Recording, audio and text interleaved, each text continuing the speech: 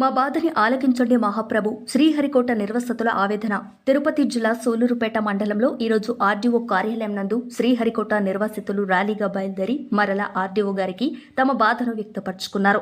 బాధితుల్లో కొంతమంది 1969వ సంవత్సరంలో శ్రీహరికోట అంతరిక్ష పరిశోధన కేంద్రానికి మా శ్రీహరికోట పరిసర ప్రాంతాల్ని అనువుగా ఉంటాయనితో మేము ఆ భూములను మేం వారికి అప్పజెప్పడం జరిగింది. మా త్యాగ ఫలితమే ఈరోజు ప్రపంచ దేశాలన్నీ కూడా శ్రీహరికోట వైపు చూస్తున్నాయంటే అది మా పుణ్యఫలమే, మా పెద్దవారు చేసిన త్యాగమే. శ్రీహరికోట అధికారులు గాని, రాష్ట్ర ప్రభుత్వ అధికారులు గాని, కేంద్ర ప్రభుత్వ అధికారులు గాని మా బాధను ఆలకించే సమయం లేకుండా పోయిందని ఆవేదన వ్యక్తపరుచుకున్నారు. ఈ కార్యక్రమంలో పెజ్జాయి మునుస్వామి, వాసు మనోహర్, రవి, వెంకటేష్, కృష్ణారెడ్డి, గోవిందరెడ్డి, వేణురెడ్డి తదితర నిర్వాసితులు పాల్గొన్నారు. నా పేరు ఇత్తిరెడ్డి వెంకటేష్ రెడ్డి. మేము శ్రీహరికోట పురాణవాసులం. మాకు 1969లో విక్రమ్ సారాభాయ్ గారు శ్రీహరికోట ర్యాకెట్ కేంద్రం కోసం ఎక్కడైతే అనువుగా స్థలం ఉంటుందో అది పరిశోధన చేసేటప్పుడు ఈ శ్రీహరికోట ఇదైతే మనకి సముద్రంకి దగ్గరగా ఉంది, ఇది అనువుగా ఉందనేసి అప్పట్లో 5 కిలోమీటర్లు రేడియేషన్ అడిగారు. అప్పుడు మా పెద్దలు అందరూ ఒప్పుకొని 5 కిలోమీటర్లే కదా అనేసి ఇచ్చారు. ఇచ్చిన తర్వాత వాళ్ళు ఇంకా కావాలనేసి మమ్మల్ని బలవంతంగా ఒక 30 గ్రామాలని అక్కడి నుంచి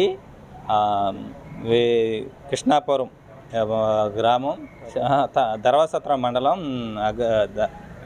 నెమలమిట్ట అగ్రహారంలో మాకు 306 మందికి ఇంటి స్థలాలు ఇవ్వడం జరిగింది.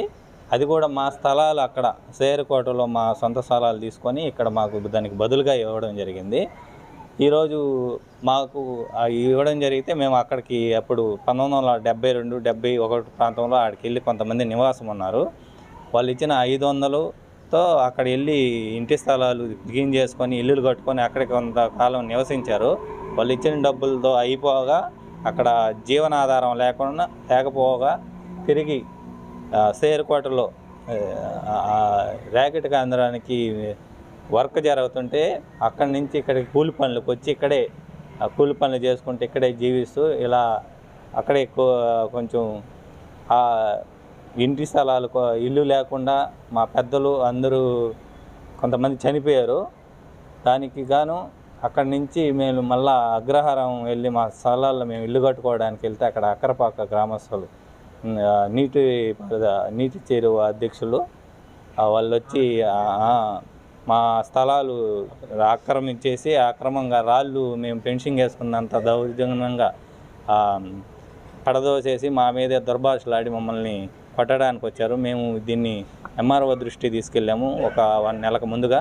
అదేవిధంగా పోలీస్ స్టేషన్లో కూడా కంప్లైంట్ ఇచ్చాము. ఇంతవరకు ఎవరు స్పందించలేదు. అదేవిధంగా 1 వీక్ ముందుగా ఆర్డీఓ కూడా కలిసాము.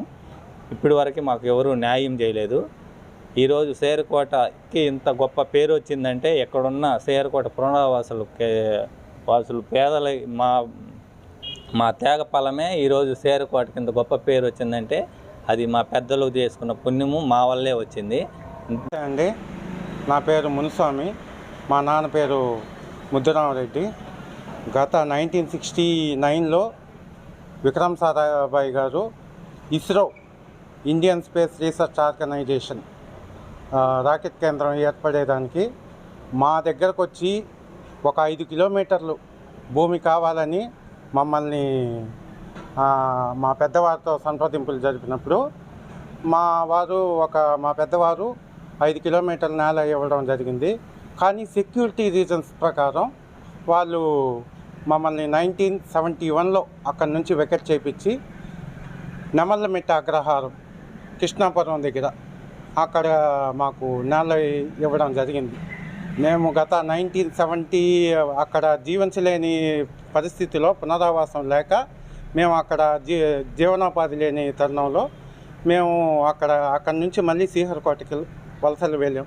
పనులు చేసుకొని అక్కడనే చేసుకొని ఏదో ఇప్పుడు మళ్ళీ మేమేదో సంపాదించుకొని మా నేలలో అక్కడ ఇచ్చిన నేలలో మేము ఇల్లులు కట్టుకోవడం కోసం మేము కంచె వేసుకుంటే ఆ వేసిన కంచెని ధ్వంసం చేసి ఎవరో ఆయకట్టు ప్రెసిడెంట్, అక్కరపాక గ్రామస్తులు ఆయకట్టు ప్రెసిడెంటు మా మీద దౌర్జన్యం చేసి మా రాళ్ళు విరగొట్టి మా మీద దౌర్జన్యం చేసి మమ్మల్ని కొట్టడానికి కూడా వచ్చారండి.